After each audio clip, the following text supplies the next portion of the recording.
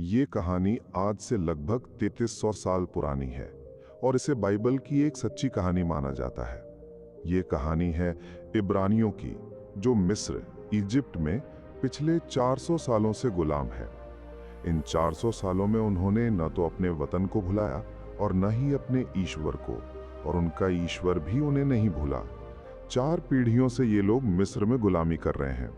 ये लोग वहाँ के लिए बड़े बड़े महल बनाते हैं, मूर्तियां गढ़ते हैं ताकि शहर को सुंदर बनाया जा सके, मगर इनकी अपनी जिंदगी बेहद दर्दनाक है। फिल्म की शुरुआत में दिखाते हैं कि एक महल है जिसका नाम है महफिल्स, जहां एक मीटिंग चल रही है। वहां चर्चा हो रही है कि सीमा पर दुश्मन की सेना खड़ी है। राजा कहता है कि वो हमला नहीं चाहता।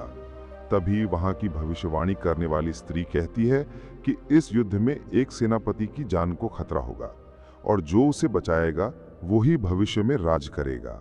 यहाँ 2 खास व्यक्ति हैं, रामसेस राजा का बेटा और मूसा जो राजा की बहन का बेटा यानी रामसेस का कजिन है। राजा को मूसा से विशेष लगाव है क्योंकि वो काबिल है। युद्ध में जब रामसेस की जान खतरे में पड़ती है तो मूसा उसे बचा लेता है। युद्ध के बाद राजा को ये पता चलता है और वो भविष्यवाणी को याद करता है। उसे लगता है कि ये संकेत मूसा के लिए है, मगर मूसा कहता है कि वो किसी भी तरह से राजा नहीं बन सकता। इसके बाद एक दिन मूसा मजदूरों के हालात देखने जाता है। वहां का वजीर कहता है कि ये लोग कभी भी बगावत कर सकते हैं। मूसा मजदूरों से मिलता है। वहां एक बुजुर्ग उससे उसका नाम पूछता है। मूसा बताता है, मैं बिथिया का बेटा हूं। ये सुनकर बुजुर्ग खुश होता है और बताता है कि उसका नाम लून है। लून अकेले में मूसा को सच्चाई बताता है कि वो एक गुलाम का बेटा है।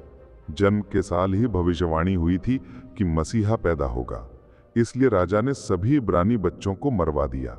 मूसा को उसकी बहन ने नदी में बहा दिया था, जहां राजा की बहन ने उसे पाया और गोद ले लिया। यही सच्चाई है। मूसा पहले विश्वास नहीं करता, मगर ये बात कुछ लोगों तक पहुंच जाती है। उधर राजा बूढ़ा हो जाता है और मर जाता है। अब रामसेस नया राजा बनता है। राजमहल में मूसा की हकीकत का खुलासा हो जाता है। रामसेस मूसा को राज्य से निकाल देता है। मूसा रेगिस्तान में भटकता है मगर बच जाता है। वो एक कबीलाई परिवार में पहुंचता है और एक लड़की से शादी करता है। उसका एक बेटा भी होता है। कई साल तक वो वहीं चरवाहे की जिंदगी जीता है। एक दिन वो पहाड़ पर अपनी भेड़ बकरियां घूमने जाता है। वहां उसे एक जलता हुआ पेड़ दिखाई देता है और एक बच्चा उससे बात करता है। मूसा समझता है कि वही बच्चा उसका ईश्वर है। बच्चा उसे कहता है, जाओ और अपने लोगों को आजाद कराओ। मूसा मिस्र लौटता है। वो रामसेस को गुलामों को छोड़ने के लिए कहता है, मगर रामसेस इनकार कर देता है। इसके बाद मिस्र पर ईश्वर का कहर बरसना शुरू होता है। नदी का पानी खून में बदल जाता है।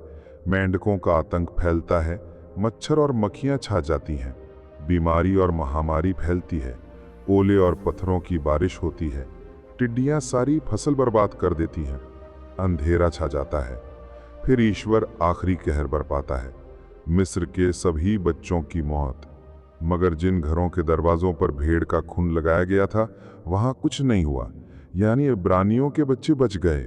अपने बेटे की मौत से टूटकर रामसेस मूसा से कहता है, जाओ अपने लोगों को लेकर यहां से हमेशा के लिए चले जाओ। मूसा अपने लोगों को लेकर निकल पड़ता है, मगर कुछ समय बाद रामसेस पछताता है और अपनी सेना के साथ उनका पीछा करता है। मूसा और उसके लोग समुद्र किनारे पहुंचते हैं। पीछे रामसेस की सेना होती है और आगे गहरा समुद्र। ईश्वर की शक्ति से समुद्र बीच से 2 भागों में बंट जाता है और रास्ता बन जाता है। मूसा और उसके लोग सुरक्षित पार कर जाते हैं, मगर जब रामसेस की सेना उसी रास्ते पर आती है तो समुद्र का पानी वापस आ जाता है और सारी सेना डूबकर मर जाती है। मूसा अपने परिवार से मिलता है और अब उसे ईश्वर पर पूरा विश्वास हो जाता है। फिर वो अपने लोगों को लेकर कानान देश की ओर निकल पड़ता है। रास्ते में भी उन्हें ईश्वर का साथ मिलता है और यहीं पर यह फिल्म समाप्त हो जाती है।